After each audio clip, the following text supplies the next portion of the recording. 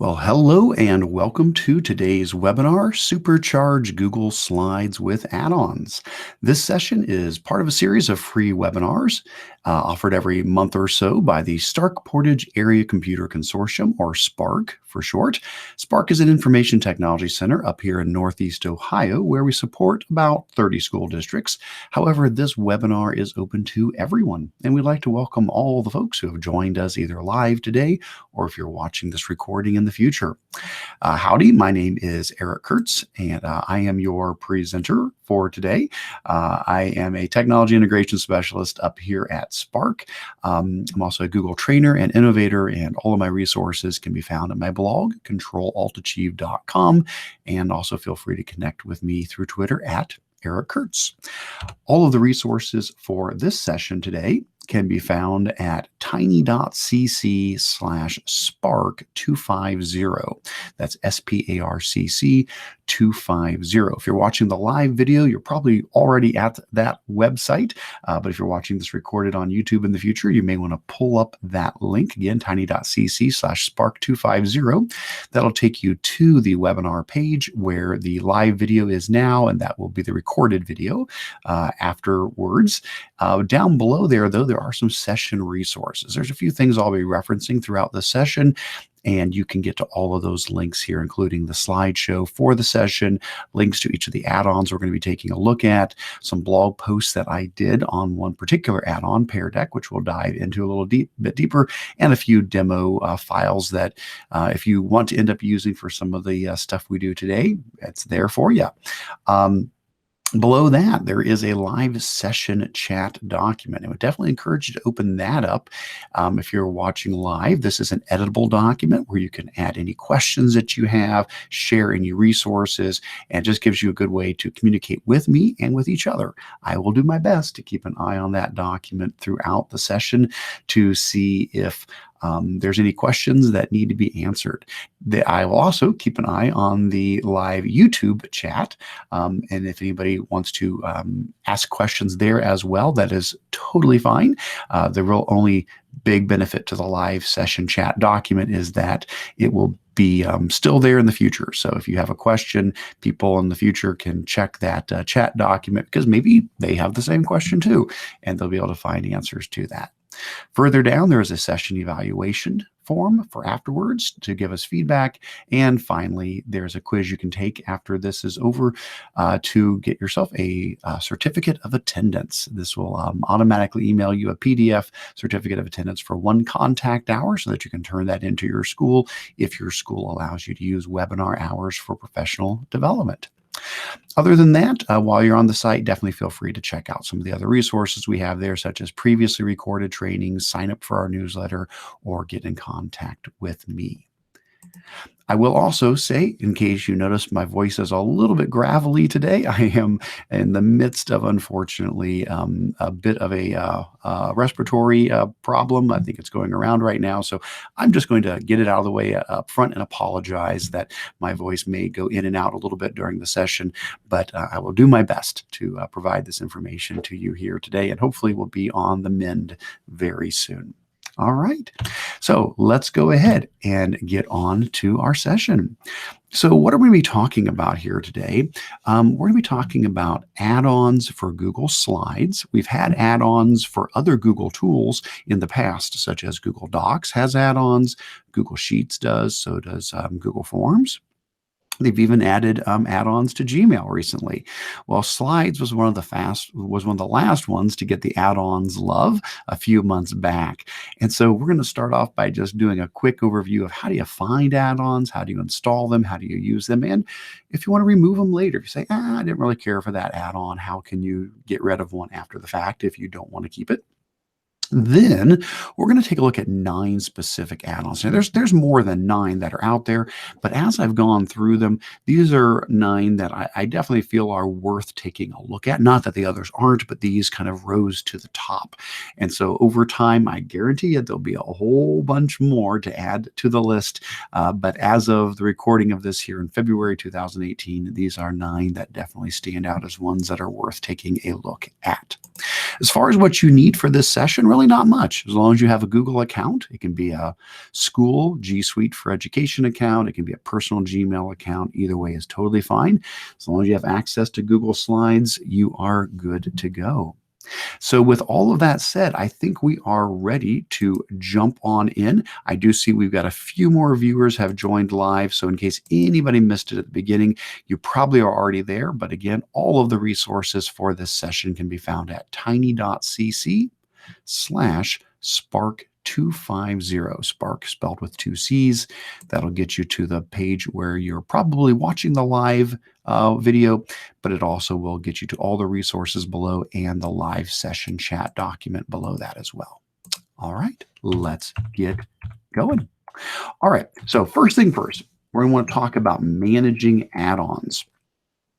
So what we're going to talk about is how to find add-ons, how to install them, how to use them, and then how to remove them later if you need to. So first thing first, we're going to talk about finding an add-on. So what I'm going to need is I'm going to need to bring up Google Slides. So if you want to play along at home, please feel free to do the same thing. If you just want to watch, that's okay as well. But I'm going to start by opening up a new tab and going to Google Drive. Now I've got it bookmarked, but I can just go to my waffle button in the top right-hand corner and choose Google Drive. So from a new tab, I'm going to pull up Google Drive, and from Google Drive, I'm going to go ahead and create a new slideshow. So I just have a blank slideshow here. I'll use my new button in the top right, or excuse me, top left corner, and head on down to Google Slides and generate a nice blank Google slideshow. Now, for this particular one, we're not going to worry about themes and things like that. We just want to get to this slideshow. I'll just put in sample just so that I've got some sort of a title in there, and we should be good to go from there. All right, so how do we first of all find add-ons? Well, add-ons can be found in the Add-ons menu inside of Google Slides. So if you're inside of Google Slides and you take a look at the top menu bar across the top there, you will see there is an Add-ons menu over to the right-hand end of all of those menu options. And if you give a click on add-ons, you may not have any installed. I've got some already pre-installed here, but for sure when you click on that, you're going to see a link that says Get Add-ons. And so if you go to Google Slides, click on add-ons, and then go down to click Get Add-ons, that's going to open up the add-ons window where you can search through the current available existing add-ons. Now, what are these add-ons? Well, basically what they are typically third-party tools that somebody else has developed. Maybe a company developed them, maybe just a person. There's a lot of folks who do coding and they just want to put these tools out there for us. And basically what these are additional tools that give you features you don't normally have in your program. So the things we're looking at here today, basically they extend Google Slides. They give us some extra feature we don't normally have. Same thing's true for docs and sheets and forms and so forth. There are so many amazing add-ons. Actually, I did I've done, yes, two webinars in the past. If you look at our previous webinars, I did one on add-ons for docs, and I did one on add-ons for forms. So just be aware that if you ever do want to check those out, if you go back to the recorded trainings at the top of the page there, I do have one for add-ons, supercharging Google Docs with add-ons, and I also did one for forms, supercharging Google Forms with add-ons. I've not done one for sheets, but I have done them for docs and forms in the past. So basically, once you get to this screen, which again I got there by simply clicking add-ons and get add-ons, you're going to see there's not a whole bunch of them yet. It is still pretty new. If you do this in docs or sheets, you're going to find over 200 add-ons easily in those. It's still pretty new. It's only been a few months that we've had add-ons for slides, but there's some pretty nifty ones out there, enough for us to definitely take a look at.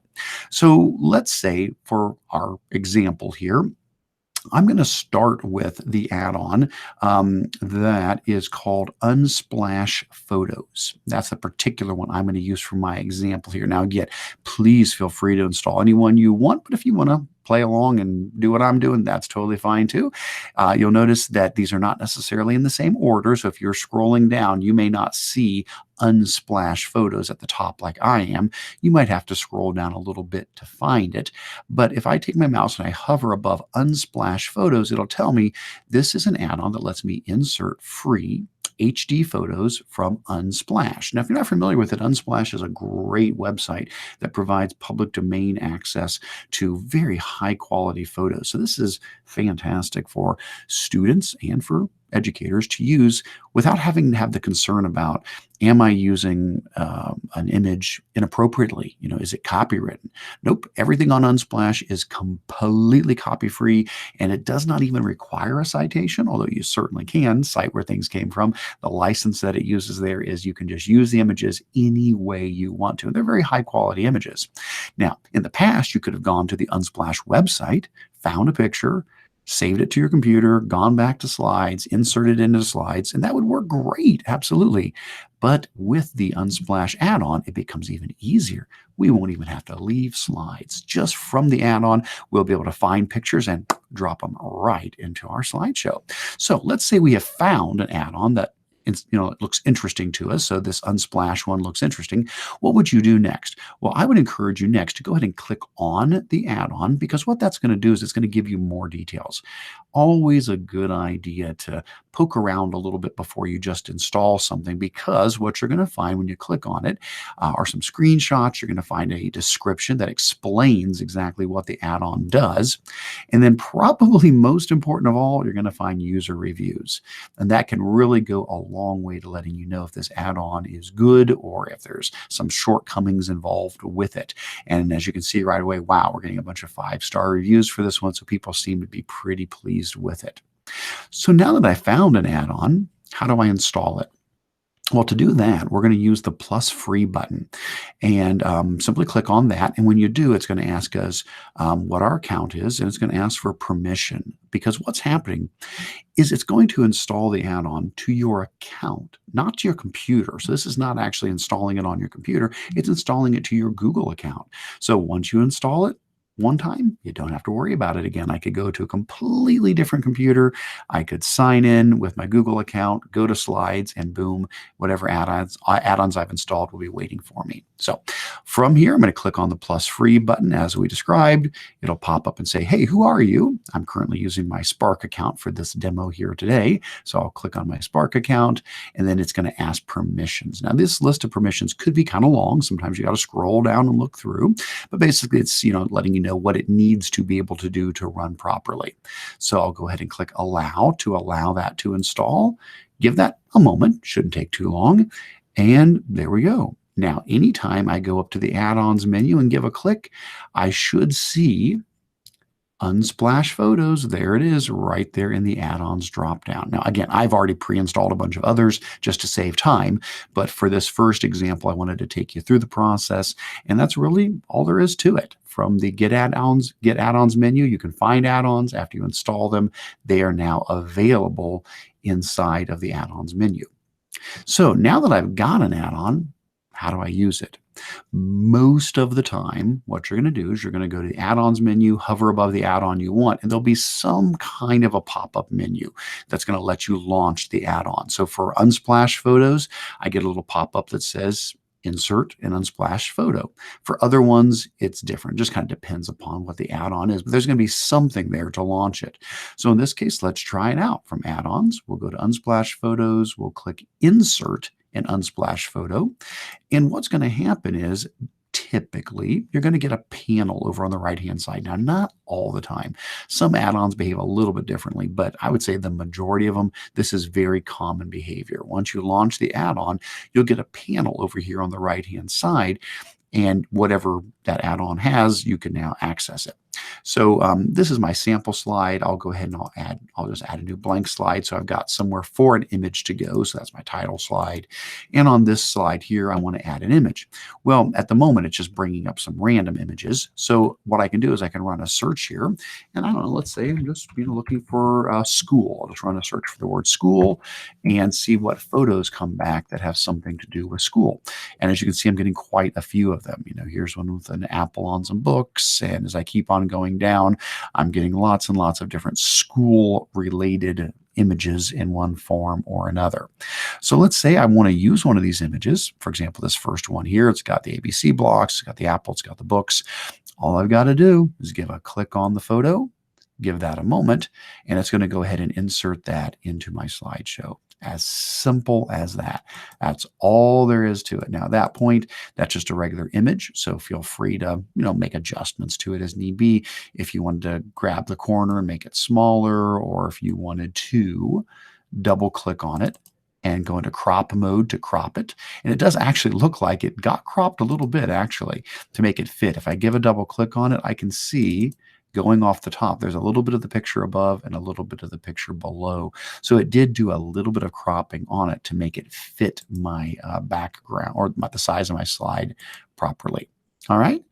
And it's as simple as that. It's a great way to be able to add images, again, whether it's for the full slide or if you just want a smaller image that you're going to move around on the slide as well. Totally fine and simple to do. So now let's say, Unsplash is a very good add-on. I do like it, so I would typically not get rid of it. But let's explain, what if you decide I tried an add-on and I really didn't care for it. I do want to show you how add-ons get removed. So if you wanted to get rid of an add-on, you would go back to your add-ons menu and you would go down to the very bottom where it says Manage Add-ons. If you give a click on Manage Add-ons, what it's going to do is show you all of the add-ons you've currently got installed. So if I scroll on down and find Unsplash Photos, let's say for some reason I decided, I really don't care for this add-on and I want to go ahead and get rid of it. All you have to do from this screen is click the Manage link to the right of the add-on, and from that drop-down menu or pop-up menu, you'll see a few options, including Remove. If I say Remove, as simple as that, boom, the add-on is no longer installed. Now, I can always reinstall it. That's not a problem, but at this point, if I go back up to add-ons, I won't see Unsplash there anymore. Now, sometimes I do have to uninstall things just because I get a little bit overzealous and I install so many add-ons, especially in Sheets. I'll click the add-ons menu and the list will go below the bottom of the screen. I can't even see them all. So every now and then I have to prune my add-ons down to just the ones that I really, really, really, really want to use. So that's another reason why you might at some point get rid of some of them. All right, so that's the basics to begin with of finding an add-on, installing an add-on, using an add-on, and then removing an add-on. All right, with that said, let's go ahead and let's run through the 9 sample add-ons that I'd like to highlight for you here today. Now, the first one we already did, so one's already down off the list. We only have 8 more to go. But the first one was Unsplash Photos, which, as we said, it's a great way to access free images to use in slideshows. You don't have to worry about copyright. So an excellent resource for students and teachers as well. Now, the first couple of these add-ons are going to be a little bit more geared toward images, and then we'll start getting into some other things as we go through this. All right. So and by the way, all of these you can find just by the search as normal. But again, I've also linked them in individually. So if you look below the video, I do also have the add-ons linked in one by one if that is for any reason easier for you to get to. All right, let's move to our second add-on, which is another photo add-on. This one's called Top Stock Photos. Very similar in nature. It's going to let you search for images, but it's searching a different set of image sites.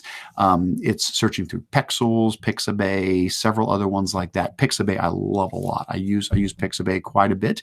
So you're going to get a different group of images, but again, these are copyright-free images. So let's check out Top Stock Photos and see what that one looks like. I'll go ahead and create another blank slide so I've got somewhere to put an image.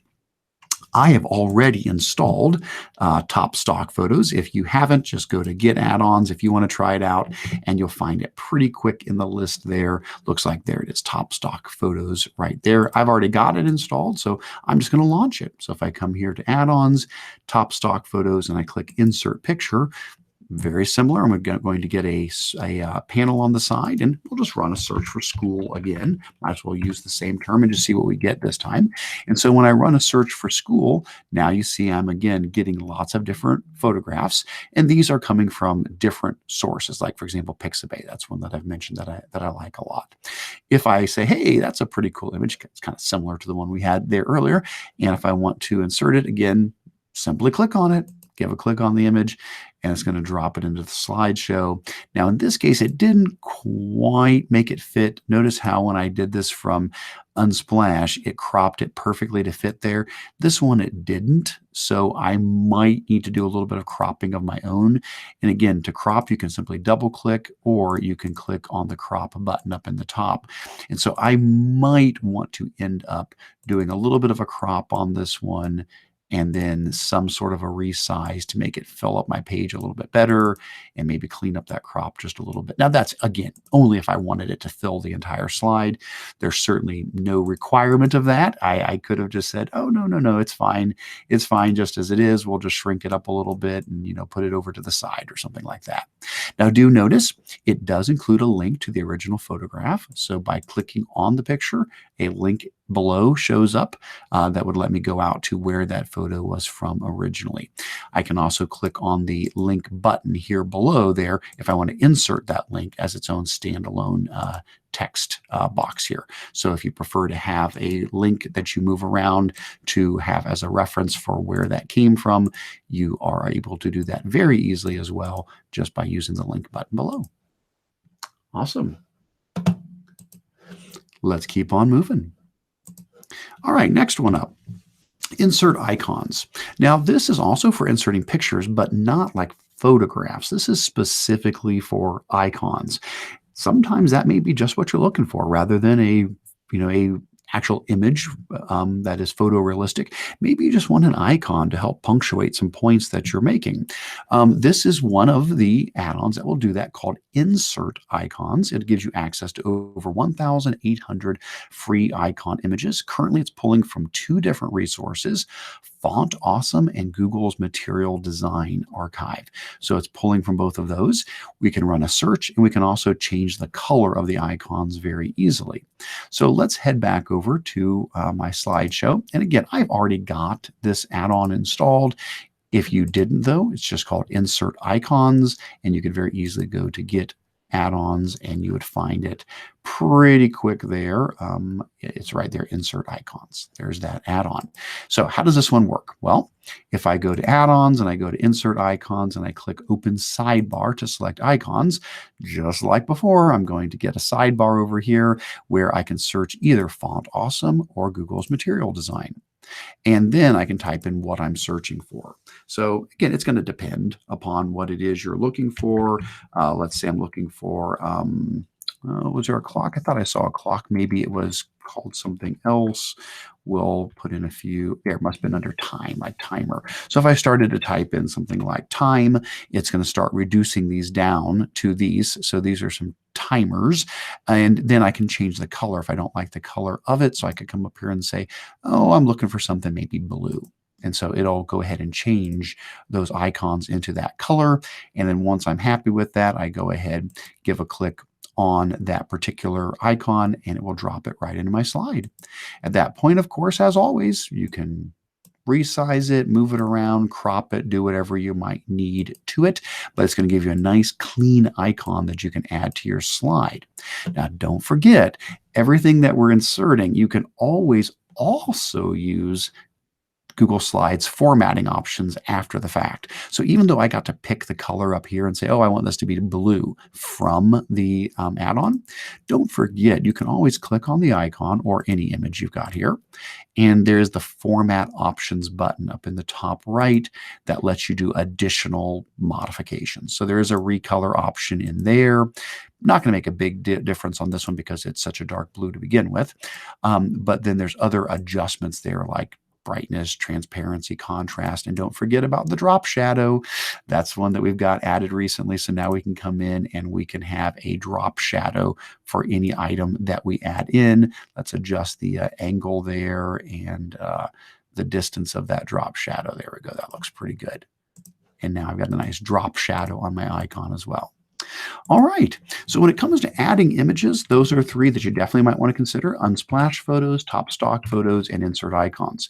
Now, before I leave insert icons completely, I do know there is one other add-on that's gotten a bit of attention when it comes to adding icons, and that is, let me find it here. I'm looking probably right at it. There it is, the Noun Project. So the Noun Project, this is another one that is for icons. The only reason that I'm recommending the one that I just recommended, Insert Icons instead, the Noun Project is a phenomenal website. It really is a great resource. They do have literally over 1 million high quality icons. The only reason that I'm not using it as my example here is that it does cost money to get access to all of those icons. In the free version of the add-on, they only give you access to 100 sample icons. Hey, that's great. 100's better than nothing.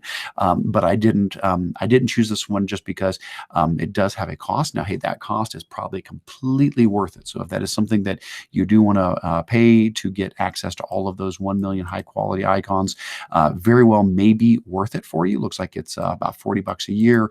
But for this example today, I went ahead and stayed with the Insert Icons instead because it is 1,800 icons for free at the moment. So hopefully that explains why I chose that one. Okay, let's keep going. Up next, Photo Slideshow. Now, this is not about searching for images like the others were. This is what if you've already got a bunch of pictures and you want to put them into a slideshow. Now, obviously, you can do that by hand. No question about it. I can come here, I can make a blank slideshow, and on that blank slideshow, I can come in and I can always go insert image. And of course, I could upload a picture. I could search for a picture. I could go to my drive, go to my photos, go by URL, use the camera feature. All that's fine, but the problem is I would have to do it one picture at a time, which normally is okay. But what if you've got a whole bunch of pictures and you want to put all of them in to your slideshow and have a different image on each slide? Now, there's a bunch of ways to do this. There's even extensions. There's Chrome extensions that will do this for you as well. But if you'd like to do this with an add-on, this is one possibility. It's called Photo Slideshow. So let me demonstrate how this works. So I've already got this one installed. It's just called Photo Slideshow. Again, if you need to install it, just go to Get Add-ons and you should be able to find it pretty quick. There's not too many in our list here quite yet, so there's Photo Slideshow. It'll come up pretty quick in that list. Well, I'm going to go ahead and run Photo Slideshow, and notice I have to choose where I'm going to import my photos from. I can either do Google Photo Albums or Google Drive folders. Now, I'm going to do a Google Drive folder. I actually have on my drive a folder that I threw together just for this today. And it should be, yep, here it is. I got the privilege to do something for the first time the other day called orienteering. So I promise I will not turn this this webinar into an orienteering overview, but it's a really, really neat activity where you go outdoors and you're given a map and you have to run all around out in the woods to try to visit 7, 8, 9, 10 different locations on the map and check in at those locations. And, it's really cool. So it's basically a combination of getting some exercise, enjoying nature, and being a real big nerd because you get to read a map and try to solve puzzles basically as you're running around trying to find these different checkpoints. So I have a bunch of pictures from the orienteering event that I took part in on Saturday. And so let's say I wanted to put all of those into my slideshow. So from my Google Slideshow here, I'm going to go to Add-ons. I'm going to go to Photo Slideshow. I'm going to say, let's import from a Google Drive folder. And when I click on that, give that a moment to pull up, I'll now want to choose my Google Drive folder. And just because it's the newest folder, well, there it is. Now, sometimes, and I apologize, there's a couple of these. There's one where I have to pick the folder, one where I pick the pictures. I think I just picked the folder for this one. And I think it's the other one I'm going to show you in a moment where I pick the pictures. So I believe if I just choose the folder and hit select, yes, this one just needs me to choose the folder. What it's doing is it's processing that entire folder, and now it is going to create slides for each of those images. Now, it doesn't always make the pictures fit just right. So once this gets done, you'll see sometimes, yeah, on some of them, you'll notice it put them over to the side, and it was trying to do some, I guess, creative cropping on it a little bit. But I can always, of course, uncrop those. Most of these, though, you see it went ahead And hey, there I am holding the map in my mouth there. There's me as I'm getting my map to get ready to go. Most of these, it went ahead and just threw in normal. But yeah, there's a couple that it decided to artistically crop. If you don't like that, no problem. Just click on it, hit the crop button, or double click to go to the crop feature. And you can always, of course, uncrop anything that it cropped in a way you didn't care for. And then, of course, you can move the images around, you can recrop, you can readjust, but it does get them into the slideshow for you there. So that helps. I do see a question. Can you edit the photos in Google Slideshow in the Google Slideshow add-on, or do you have to edit them before you create the slideshow? So yes, you can edit them inside of the slideshow a couple of ways. Certainly, having them edited ahead of time is perfectly fine. There's no problem with using whatever graphics tool you prefer and doing your editing ahead of time. But if you have gone ahead and inserted images into here and then you want to edit them after the fact, there are some options for sure. And we're actually going to be looking at one here in just a second called Shutterstock Editor. That's like the perfect segue. You couldn't have given me a better segue that actually lets you do editing on the images after you put them in. Now, don't forget, you can just use Google's built-in tools too. Like if I click on this photo and I go up to the format options in the top right, again, I can do recoloring. I can do some adjustments on brightness and transparency and things like that. But this is a really good segue. That is a perfect question about doing the editing, because that will bring us to our next one. So that's photo slideshow. Again, this could be great if you've gone on a field trip and you got a bunch of pictures from that, or you could have a folder where students have the ability to drop images into that, or you could set up a Google form that allows them to upload a file that dumps them all into a folder as well. Many options here as to how you could collect the images, but once you get them together, boom, Photo Slideshow will create that slideshow for you, save you some time. Okay, next one, Shutterstock Editor. So this one lets you do a little bit more advanced editing on an image after you've put it into slides. And then that edited image can be put right back in place of the original. Simple as that. So let's do Shutterstock Editor.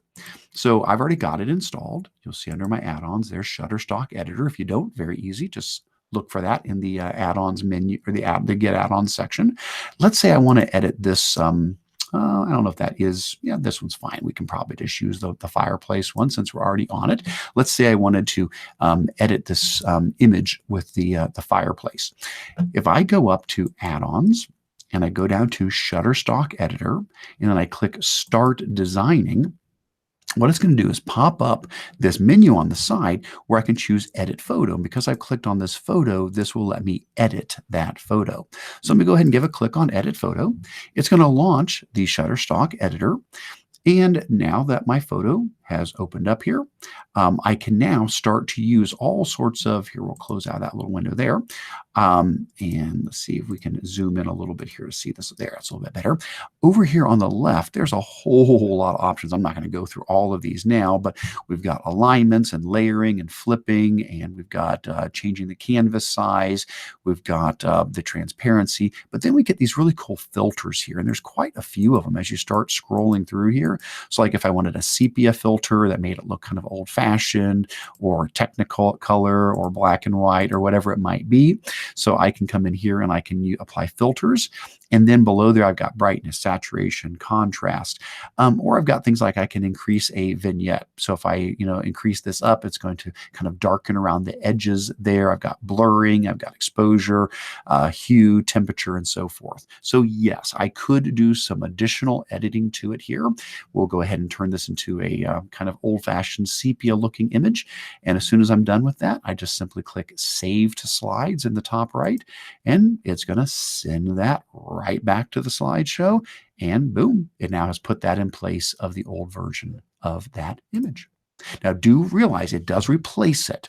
So if you didn't want it to go in place of it, you would have probably wanted to duplicate the slide ahead of time. Now, of course, it's not hurting the original pictures. The original pictures are still in my drive where they always were. These are, of course, copies of those. All right. So that just gives you a little bit of extra editing that you can do. All right, let's keep on going.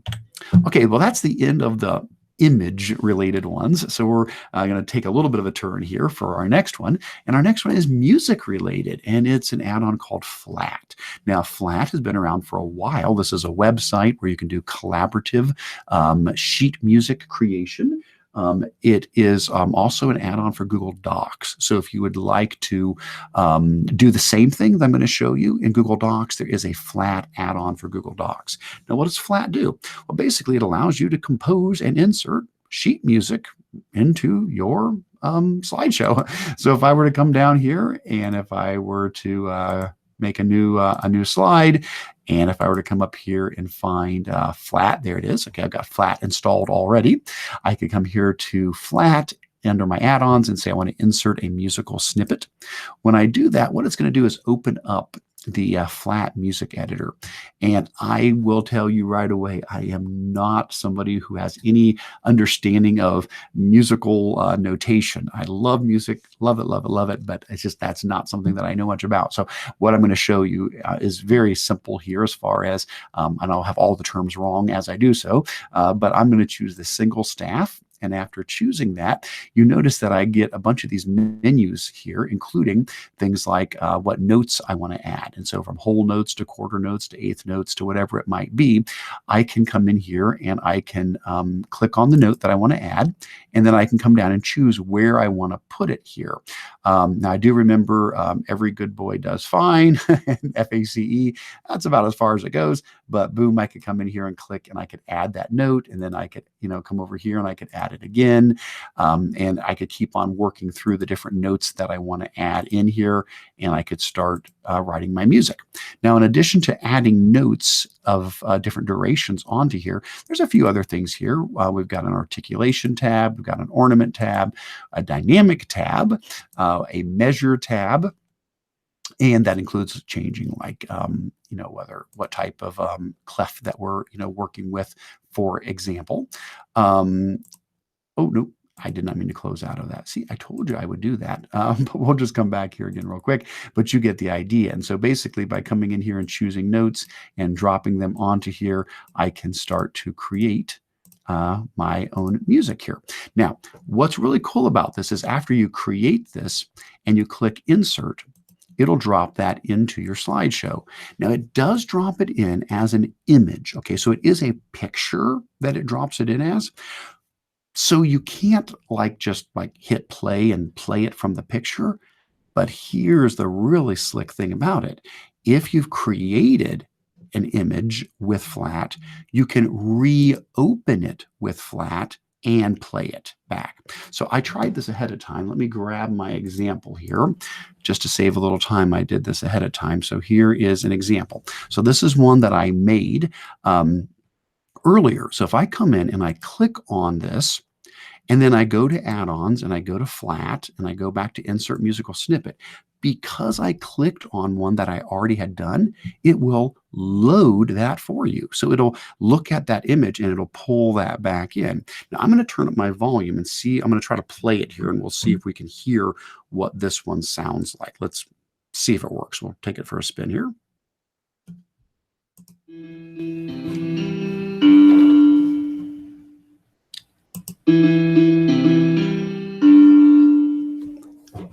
Hopefully you could hear that. I tried to turn that up a bit on my speakers. That was the Mario theme, the beginning to the Mario theme.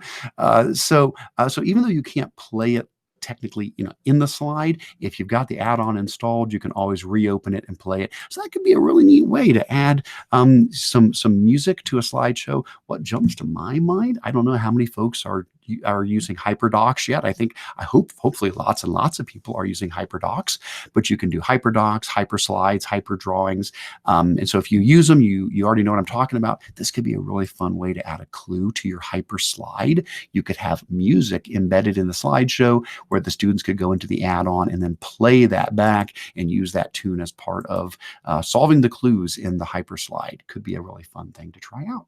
All right, neat stuff. Let's keep on going. Just a few more here. Next up is Poletti. Now, Poletti is an add-on that lets you choose from over 200 pre-made color palettes to apply to your slides. And you can also create your own color palettes if you would like to. So I'm going to grab an existing slideshow that I've already got just to make this a little bit easier for this one. So again, I'm going to pull this one over. This is a slideshow I did on Google's Applied Digital Skills, which is another training for another day. We'll definitely do a webinar on this at some point as well. But let's talk about what Poletti does. So basically with Poletti, I'm going to come here to my slideshow, go up to Add-ons, go to Poletti, and choose Start. And it's going to bring up my palette chooser over here on the right-hand side. And like I said, it has, at the moment, 200 different color schemes.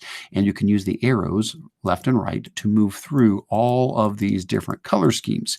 If you find one you really like, you can hit the little favorite button here to add it to your favorites, and then you can just reduce this down to your favorites to save you time later. Now, if you say, I wonder what this is going to look like, it's giving you a little preview here, the background color, the text, and so forth. So if I end up coming through and finding something that, jumps out to me, I go, that looks kind of cool. I can use the little wand to apply it to the current slide, or the big wand to apply it to all of them.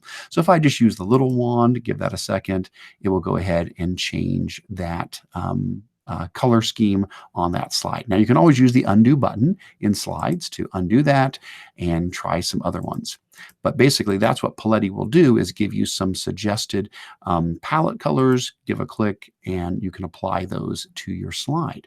Now what I thought was really cool about this is the fact that you can also create your own, including a palette that matches an image. So remember when we were doing the inserting of the images here before.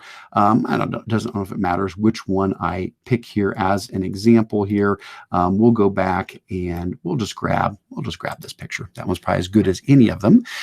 If I have an image that's already existing and I go to add-ons and I go to the Poletti add-on and I click start, instead of going ahead and using one of these, existing ones here, there is a tools button up here in the top left of the panel here that includes the option to create my own palette. And if I hit create, it opens up an option where I can build my own. What do I want for the background, for shapes, for borders, for lines, for text? I can name it.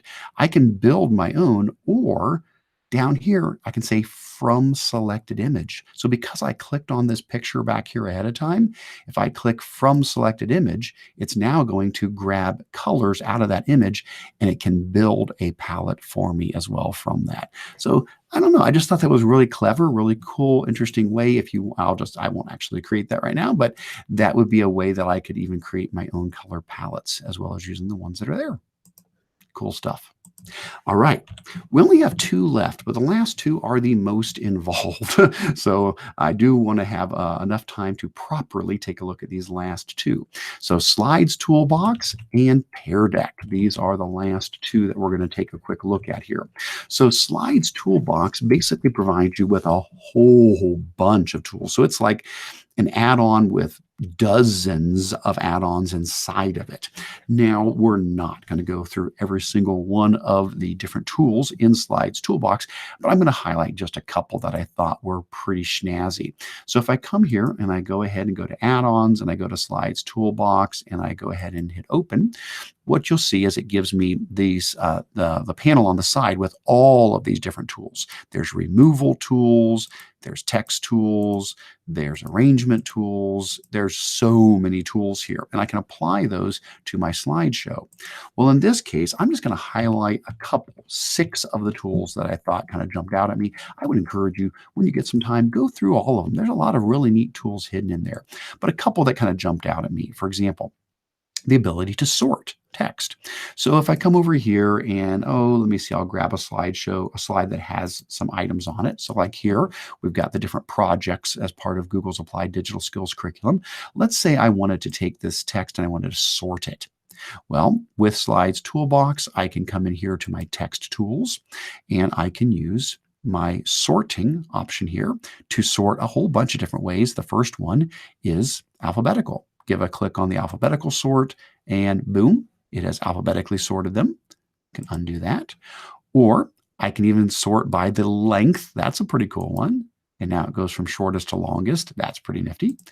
Or there's even a random sort, where it'll just randomly sort those up for me. So if you're looking to sort text in a Google slide, that was one of the things you could take advantage of with it.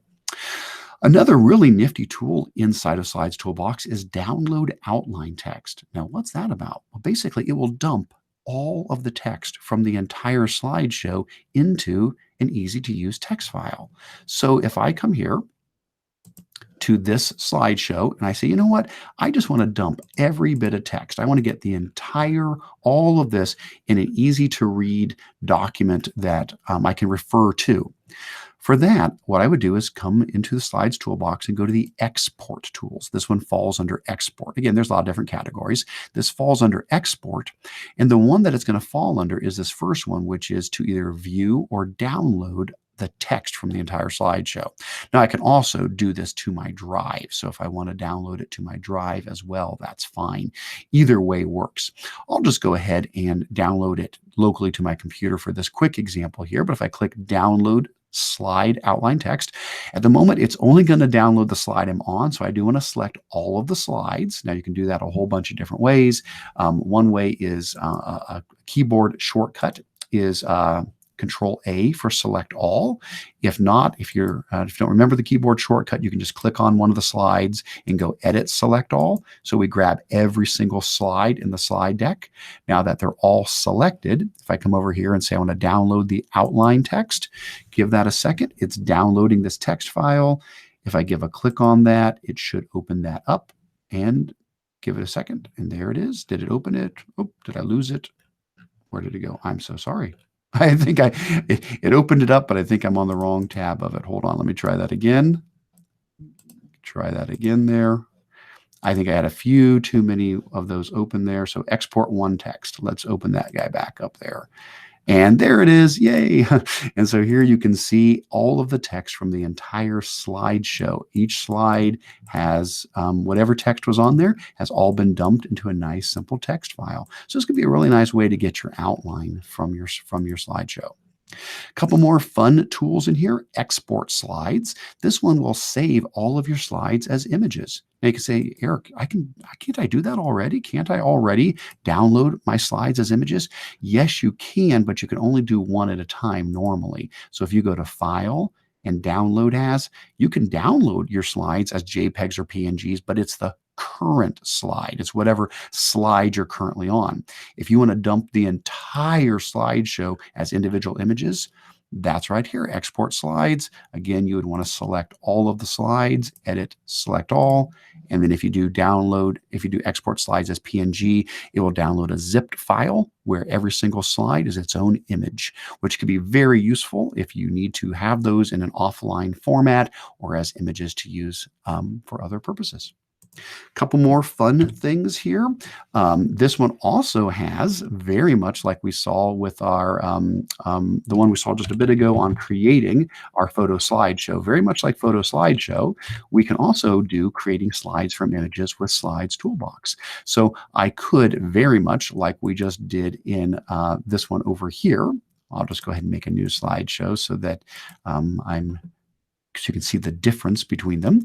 If I were to go back to my add-ons, and if I were to fire up Slides Toolbox, and if I were to go to the import option, so this is going to be under the import tools, you will see that I can create slides from images.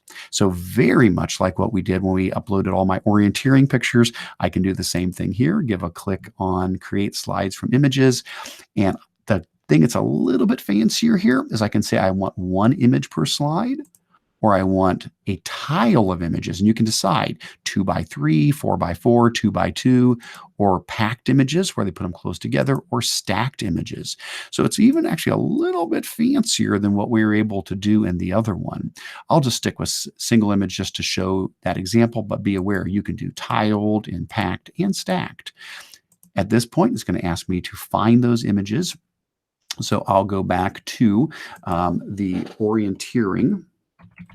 You find that orienteering folder. There it is. And then I will select all of the pictures from that folder.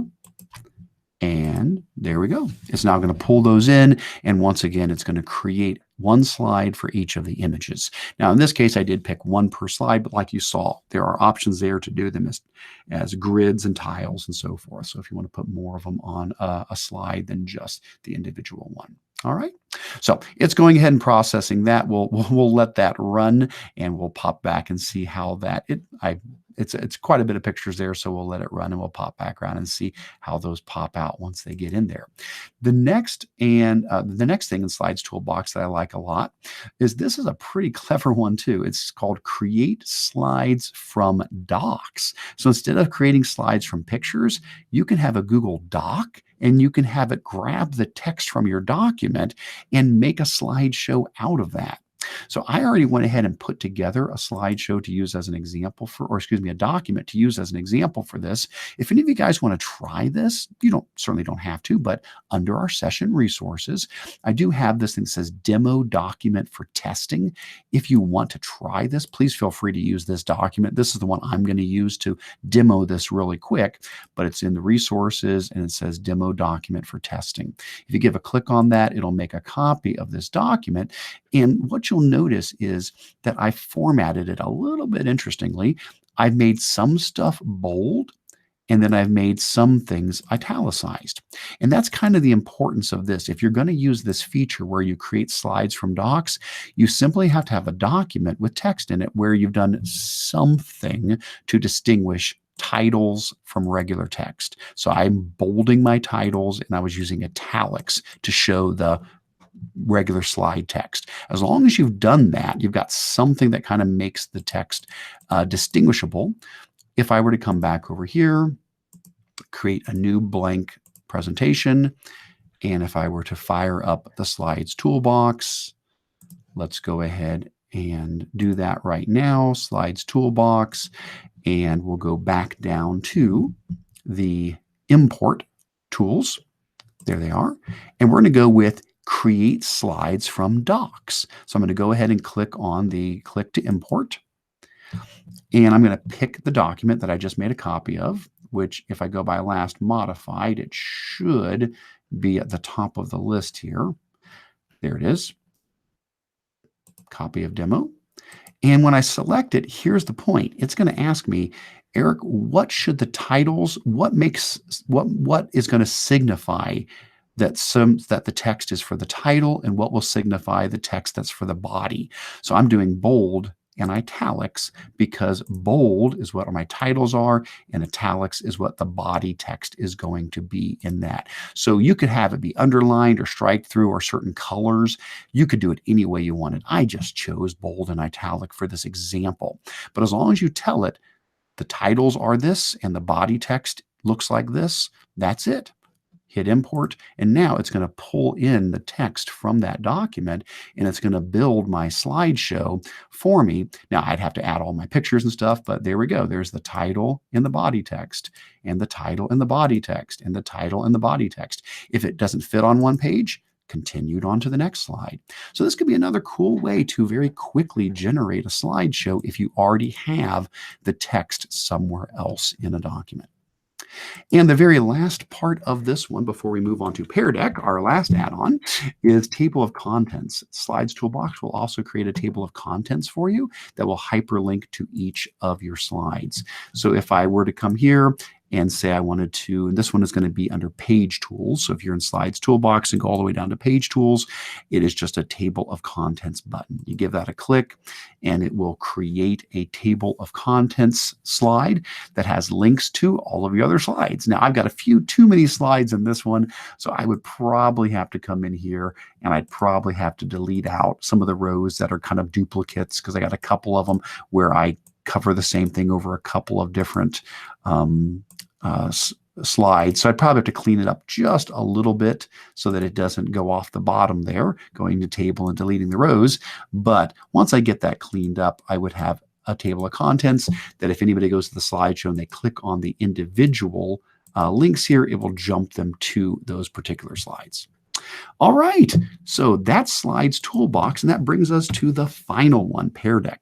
Now, fair warning, I may run just a few minutes over. I'm keeping an eye on time here, but I want to do this one justice because it is easily one of the coolest add-ons you're going to see here all day. So if we're getting close to the end of time here, please give me a few extra minutes to make sure we cover this properly. So Pear Deck is the final add-on that we're going to take a look at. And what it does is it lets you add cool interactive elements to your slideshow. So you never, ever, ever have to have a boring slideshow again with you just presenting and people just listening. You can turn your slideshows interactive with multiple choice questions and text entry and numeric entry and drawings and draggable items and so forth. Okay.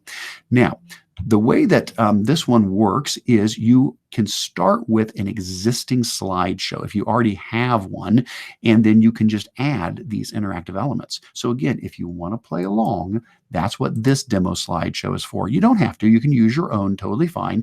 But I'm going to use this demo slideshow here in the bottom of our resources. And I'm going to give a click on this demo slideshow to make a copy. And what it is a slideshow about math basics. I'm just using this as a very, very simple example to show you what this might look like here. All right, so let's say I have this slideshow that already exists. At the moment, it's not interactive. It's just a slideshow. Hey, kids, parallel lines, perpendicular lines. Here's a question. Where would you see perpendicular lines in the real world? Hey, angles, different types of angles. What could an acute angle measure? What type of an angle is this? Let's talk about different types of shapes. So it's a slideshow. It's just very simple, very boring, nothing fancy to it at all.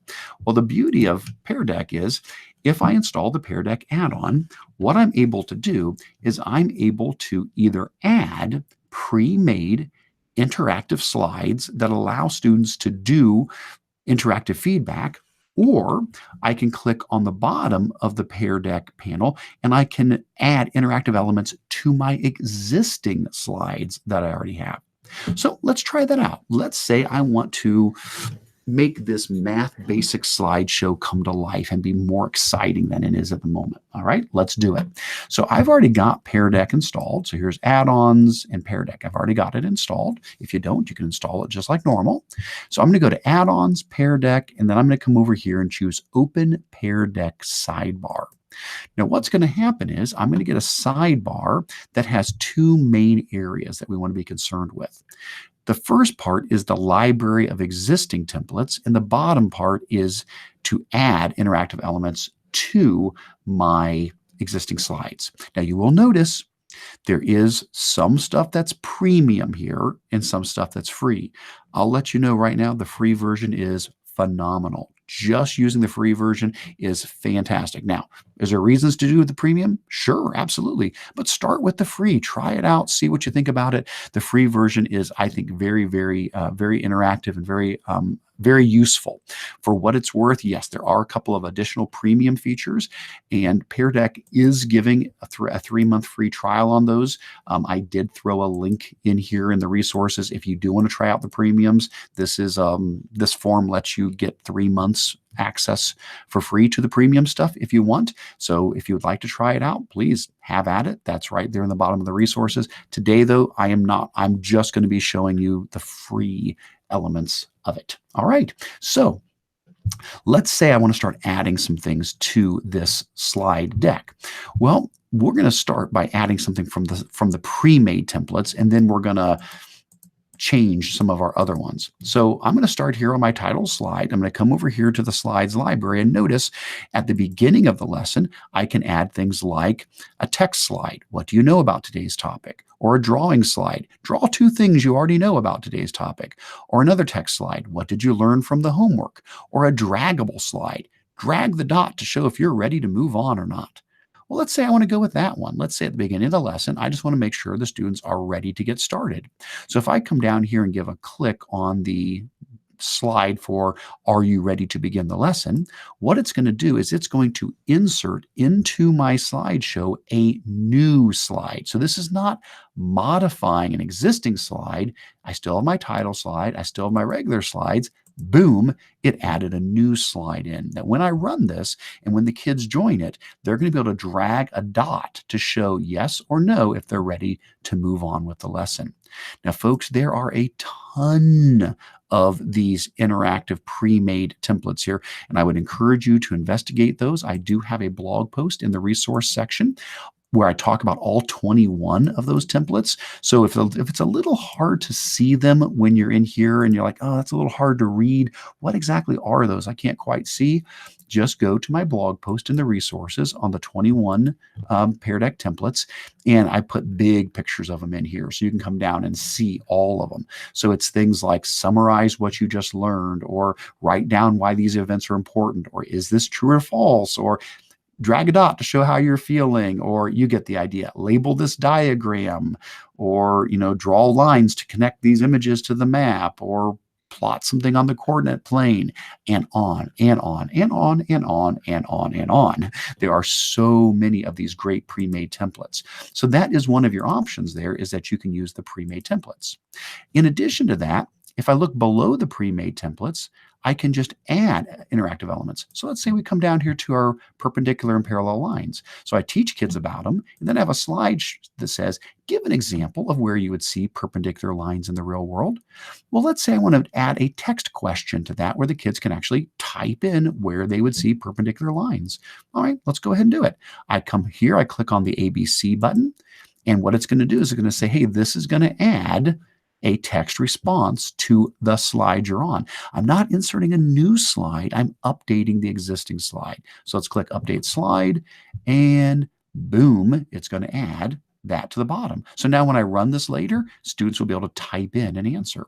How about the next one? Here's all these different types of angles. Here's a question. If I had an acute angle, what would be a possible measure for that angle? What's a numeric measure that angle could be? Well, let's come over here and let's add a number question. So instead of a text question, I'm going to click number, and now it's going to pop up and say this will add a numeric response. So I'll hit Update Slide, chugga, chugga, chugga. It's now adding a numeric response to that slide. What's up next? Angles question. What type of angle is shown below? Instead of having kids just answer by raising hands or whatever, let's use the multiple choice button here, and let's turn this into a multiple choice question. It's going to pop up a little box here where I hit next, and I type in my options, acute, right, and obtuse to match what's on the slide. Hit Update Slide, and now this is turning into a multiple choice interactive slide.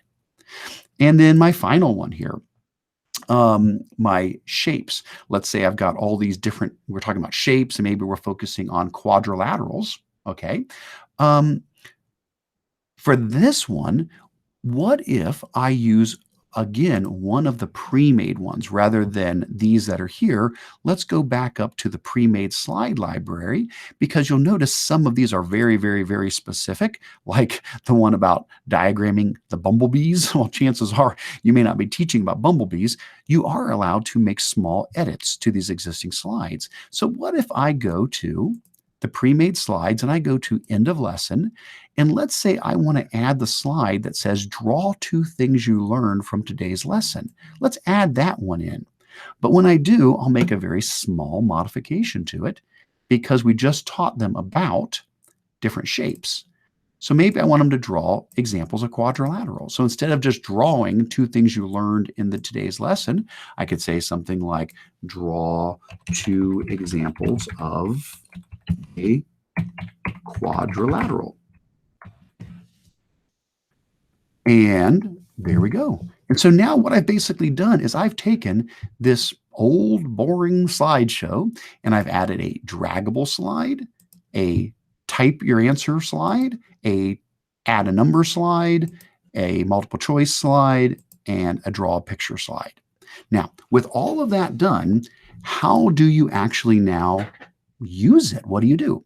Well, for those of you that want to play along, let's do it live right now. I'm going to let you jump in and actually fill out this slideshow. So the way it works is basically after I have built this, I simply go to Add-Ons, I go to Pear Deck, and instead of saying opening the sidebar, I choose Present with Pear Deck.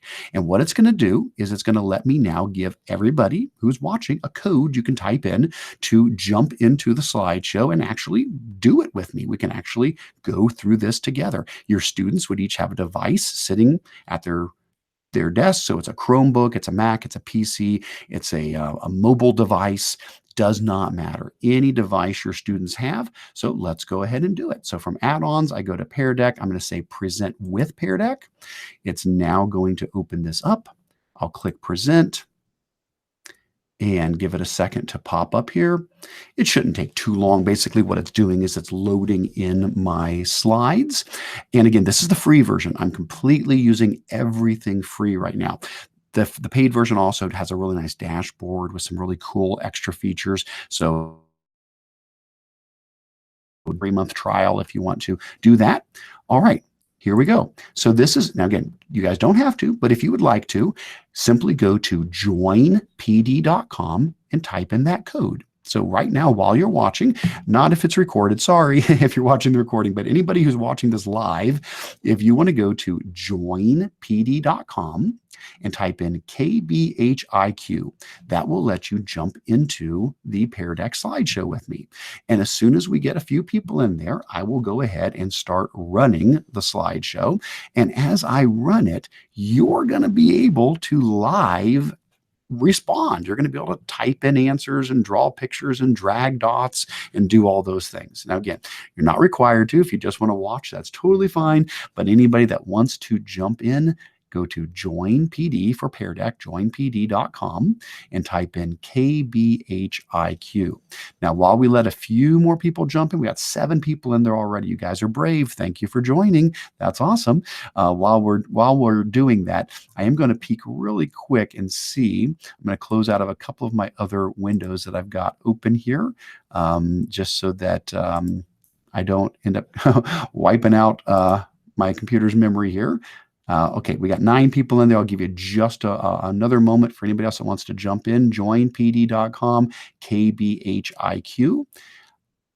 All right, we got 10 people in there. So hopefully, if you were going to jump in, that gave you a chance to get, we put 12 people. We're up to 12. All right, so I'm going to go ahead and begin this now. So now that we've got people in here, what's going to happen is when I hit this little arrow to start moving through the slideshow, your screen is going to update with my screen. You're going to see on your computer the slides that I have. So let's go ahead and start. I'm going to hit the arrow. So now you should be seeing the Math Basics slide. And then as I move next, you should be getting the first option, which is drag a dot to show if you're ready to move on. So you guys should have a dot on your screen that you can drag around to show if you're ready to move on or not. I can come down here to the button in the bottom right that says Project Student Responses, and I can show where everybody's dots are going. And so most people, that's okay. We got somebody who's not ready to move on, but most people are able to, they're saying they're ready to move on. That's fantastic. Good job, guys. Let's hit the next. And next we can see about teaching about parallel lines and perpendicular lines. Now let's go to the next slide, which is give an example of where you would see perpendicular lines in the real world. So you guys can now type in on the slide a response to this. Where would you see perpendicular lines? So as you guys are typing in answers, I can now again wait, or I can start showing those up on the screen anytime that I want to. So a bunch of people are responding. I'll hit show responses, and I can either do it in a grid or I can do it in a list. And so now I'm getting all these wonderful responses from the students live up on the screen. Again, I don't have to show those. I can wait. But now, we can see everybody's responses starting to come in. Fantastic, guys. Good job. Let's go to the next one, which is, hey, let's learn about angles.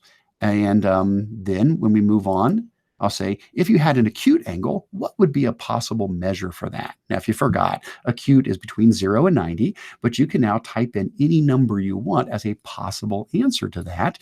And as you do that, I could then show those up on the screen so we could all see what everybody is suggesting as possible answers. Let's take a look. And here we go. Here's all the different answers coming in. Looks like from 2 to about close to 90 up here, and it's giving me my interquartile ranges and everything. So as people answer, I can see all the possible values that people were given for what an acute angle could be. And then the next one, what type of angle is this? A, B, or C. You guys can choose multiple choice. Is this an acute angle, a right angle, or an obtuse angle? And again, if I want to show people's answers, I can click on the Show Student Responses button down here, and I can start to see as the responses come in how we're answering that. And then our final one is, we talk about shapes, and we say quadrilaterals or four-sided shapes. So on our final example, say draw 2 examples of a quadrilateral. And so now you could use the drawing tools to draw in, squares or rectangles or a rhombus or a trapezoid or whatever. And as people do that again, I can switch to the student responses, and I can see individual responses. I can see a grid of responses, or I can even see an overlay of responses to see everybody drawing on top of each other. I'd probably use the grid for this one. But now we're getting all of these live examples of different quadrilaterals. And again, this is all the free version, and basically we're just taking an existing slideshow and we're making it interactive. What a fantastic way to get formative feedback and assessment from your students. What a great way to engage your students during a presentation by using a tool like this. And when I'm all done, I'll just come over here and say it's time to end the session, and we'll just call this one webinar, and we will save and end the session. And that's it. Later on, I can get to those results. This will be saved in my dashboard here, and I can get back to see those results. It will spit out I can generate a spreadsheet that includes everybody's responses to that. Now, we did go a little bit over there. I apologize, but it's so much good stuff. I hope you don't mind. No extra charge. It'll still be $0 for this entire training. We won't charge you any extra for it. But that's how Pear Deck works. Basically, you insert pre-made templates, or you add interactive elements to yours. Then you say, I want to present with Pear Deck. It pops up on the screen, gives you a code for the kids to join. And then once that happens, the students can now all respond. You can present their responses on the screen, and you can see all of that feedback up on the screen while you're working through it.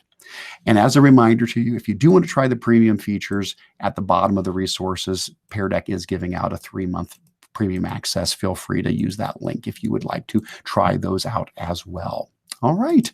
Well, folks, I'm going to now take a quick look and see if there's any big questions we have missed along the way. And I'm looking over at the Q&A doc. I'm trying to see.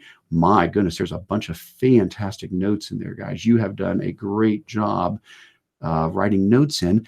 I don't see any unanswered questions at the moment. So if anybody does have one that I need to see, please highlight it or do something to have it jump out. Oh, I do see one. How should districts approach student use of add-ons when it comes to COPPA compliance? We know we need parent permission for anything that collects student information, websites, extensions, etc. I assume add-ons would fall under the same requirements. So your question is, what about COPPA compliance and things like that? Yes, you are correct. Add-ons are not going to be exempt from the need to check on that. So as with any tool that you're using, an extension, an app, an add-on, a website, if you want to get more information on any of the add-ons, typically what you can do is if you go into the screen where you installed them, there should be a link to their website. And so like when I went to install Flat, for example, up here is a link to their website, flat.io. And if I follow that, then I can get to their website, and I should be able to get a lot more information about any particular requirements, COPPA compliance, things like that. So yes, I would agree. Don't forget about that. It is important that you do whatever you feel is necessary to investigate each of these. But if you're saying, well, where do I start? I would do it from the installation screen. If you go to the installation screen and find out who it's from, or find out a link that will get you to more resources about it. That now some of them don't, like, for example, the icons one, that doesn't collect any information whatsoever, so that probably wouldn't make a difference. A lot of these are not collecting any information at all on students, but something like Pear Deck, yeah, that might be an example of one you want to look into. But yes, it is definitely a good add-on for students to use. So yes, that was a good question. All right. Well, guys, as we start to wrap up, I just want to remind you that everything from this particular session can be found at tiny.cc/spark250. I will also do a corresponding blog post on my blog at controlaltachieve.com. Within the next few days, I will put a blog post up there that basically summarizes everything we went over and also includes a link or includes an embedding of the video there as well. But as we finish up, just want to thank you guys so very much for being here today. A reminder that if you go to the website at tiny.cc/spark250, right below the video, you'll find all the resources for the session, the Q&A doc, the evaluation form, which I would encourage you, please take a moment to fill out. It does help us to improve these sessions so that they are valuable for folks. And last but not least, do something for yourself. Go ahead and take the quiz at the very bottom of that page to generate a PDF certificate of attendance for 1 contact hour, so you can turn that into your school and get some credit for the learning you have done here today. I would say please stay in touch with us through my blog at Control-Alt-Achieve, as well as our tech integration site at ti.apps.spark.org to look for other upcoming webinars in the future. Thanks so much again for being with us today. Looking forward to learning with you again soon. Take care.